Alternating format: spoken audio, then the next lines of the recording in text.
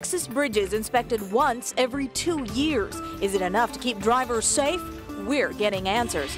Plus, holiday stress got you down? Our mental health expert joins us in studio with tips on how to stay sane through the new year. And what's cuter than a puppy under a Christmas tree? Oftentimes, though, it's the gift that's returned.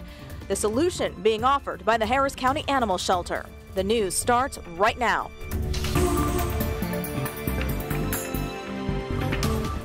And we are starting with some breaking news and sad news. Actress and director Penny Marshall has died. The Bronx-born star was best known as Laverne on the 70s sitcom Laverne and Shirley and went on to direct Hollywood hits like Big and A League of Their Own. Penny Marshall dying Monday night at her California home of complications from diabetes. She is survived by her daughter and 3 grandchildren. Penny Marshall was 75.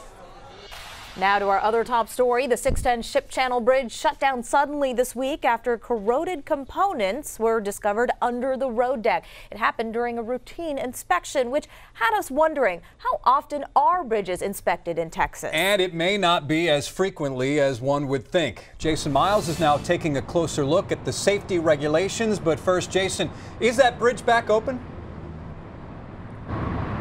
Hey there, guys. Take a look for yourself here behind me. This is the approach southbound to the Sidney Sherman Bridge over the Ship Channel. As you can see, the partial shutdown continues, even though we reported yesterday that TxDOT had hoped to fully reopen the bridge by the end of today.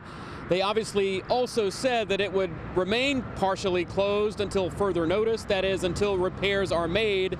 The problem here was detected during a routine inspection over the weekend. And get this, those do not happen on average, but every 2 years.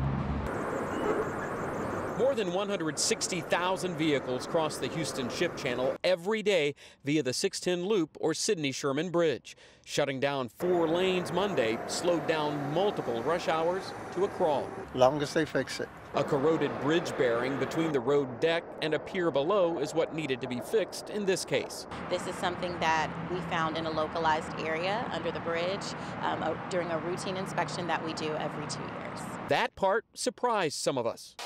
Every 2 years. According to TxDOT, bridge inspections happen once every 2 years for most normal bridges. But keep in mind, from picturesque to purely functional, TxDOT oversees some 54,000 bridges across the state. And if there are problems that we can assess and come back to, that's what we do. And if there are problems that need to be taken care of right away, we do that as well. Inspection data is compiled in a biannual report on all publicly owned vehicular bridges, which includes their condition from good to functionally obsolete. Some good news, according to the last report released in 2016, the percentage of average daily traffic traveling on structurally deficient bridges in Texas is only 0.5%, the lowest in the nation. And back here live, I can tell you, in addition to routine inspections, those that happen every 2 years, what are known as emergency inspections happen more often than every 2 years, especially after events like fires or major collisions or flooding. And I can tell you, Jason, after Hurricane Harvey, a bunch of bridges across the Houston area got a thorough once-over. Yes, and as long as they get fixed, what that gentleman said. Thank you, Jason. New at 4 now, firefighters are one step closer to a massive pay raise, despite the police union's attempt to stop it.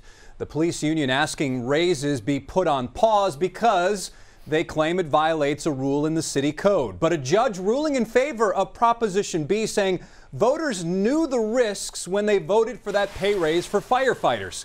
Mayor Sylvester Turner says Prop B will cost the city of Houston $100 million, causing both layoffs and cutbacks. The fire that killed 5 young people near Texas State University is being handled as a homicide. Investigators revealed a few weeks ago that the apartment near Texas State University was started. The fire near Texas State University was started on purpose, and because it's an arson case, the 5 deaths have been ruled as homicides. One victim was a Pasadena Memorial High School graduate. The fire broke out in July. Investigators have not revealed how it started. So far, no arrests have been made. And new at 4, former National Security Advisor Michael Flynn today should have learned his fate. Like, would he avoid jail time for lying to the FBI? But Flynn's sentencing took an unexpected turn today because the judge says he is, quote, disgusted by Flynn's actions. Here's CBS reporter Nicole Killian. Michael Flynn left the U.S. District Courthouse in Washington without a decision on his future. The federal judge delayed sentencing for President Trump's former national security advisor, who has pleaded guilty to lying to the FBI about his contacts with Russia. Before offering the postponement, Judge Emmett Sullivan lashed out, telling Flynn, "I can't hide my disgust, my disdain. Arguably, you sold your country out." He warned that if he went ahead with sentencing, Flynn might not get full credit for his cooperation with investigators, which is still ongoing. President Trump fired Flynn, but tweeted support this morning, wishing Flynn good luck under tremendous pressure. The FBI broke standard protocol in the way that they came in and ambushed General Flynn and in the way that they questioned him. Flynn is one of 5 Trump aides who has entered a guilty plea in the special counsel probe. The retired Army general has met with investigators 19 times so far.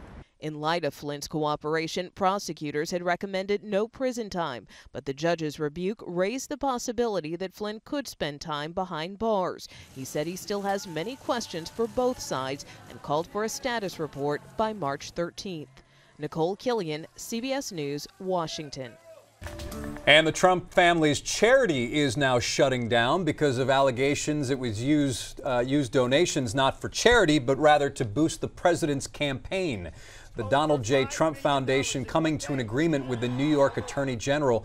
The AG's lawsuit, they're claiming the Trump Foundation broke several laws over the past 10 years, even using charity events to promote the president's presidential run. Today, the foundation announcing it will dissolve all operations, send any remaining money out to other nonprofits. However, a civil lawsuit which is demanding millions in restitution is still underway.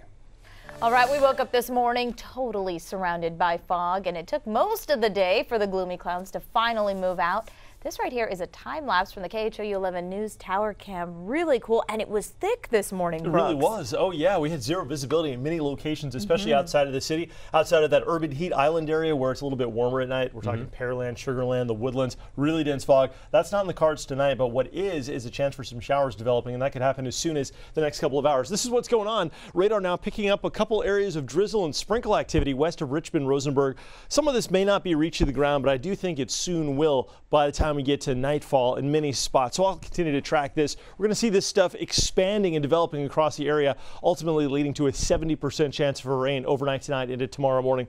It's 61 degrees right now with an east wind, so it's feeling pretty humid out there, kind of clammy feeling, honestly. 57 degrees by midnight, 50% chance for rain. Then we'll see a 70% chance of rain for the morning commute. So look for a wet morning commute. Temperatures about 55. And by lunchtime and thereafter, we'll start to see those showers dissipating. And by 2 o'clock, mostly cloudy skies and a high temp around 70. Coming up, your Christmas outlook, the latest on that holiday, coming up in 7 days. Thank you, Brooks. Health alert now. Teen vaping. We've been talking about it. It's an epidemic in the United States, and that's according now to the nation's top doctor. On the heels of a new study, the Surgeon General announcing that teen vaping is a nationwide health problem. The number of high schoolers who've tried an e-cigarette doubling in just the past year, even as drinking and substance abuse went down amongst teens. The Surgeon General asking parents to pay attention, know what an e-cigarette looks like, so parents can stop that habit before kids become addicted to nicotine.